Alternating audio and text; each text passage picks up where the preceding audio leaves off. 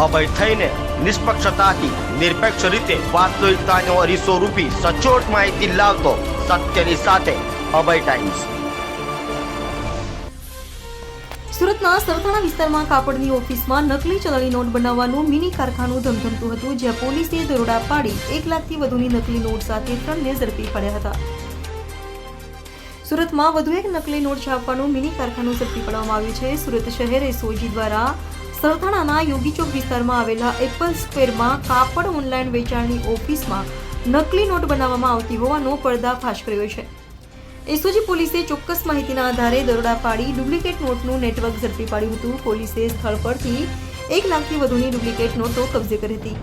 સાથે 3 આરોપીઓ ભાવેશ, રાહુલ અને પવનની ધરપકડ કરી વધુ તપાસ હાથ ધરી હતી। હાલ તો આ નકલી નોટ કૌભાંડમાં અન્ય કોણ કોણ સામેલ છે તે અંગે પણ એસઓજીની ટીમે તપાસ હાથ ધરી છે।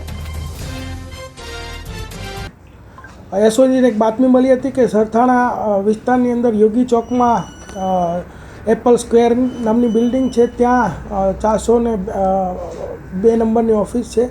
એની અંદર એમ કે હોજીરીના ધંધાની આડમાં એક નકલી નોટ છાપવાનું કામ ચાલી રહ્યું છે। તો એસઓજીએ ત્યાં રેડ કરતાં ત્યાં 3 આરોપીઓ સાથે ટોટલ 1,20,200ની 100 રૂપિયાના દરની 1202 નકલી નોટ મળી આવે છે। તે ઉપરાંત ત્યાંથી એ નોટની અંદર વપરાતી શાહી, પછી સ્કેલ્સ, રફ કાગળો, પ્રિન્ટર તથા પેનડ્રાઈવ આવો વિવિધ મુદ્દામાલ જપ્ત કરી અને કાયદેસરની કાર્યવાહી કરવામાં આવેલ છે।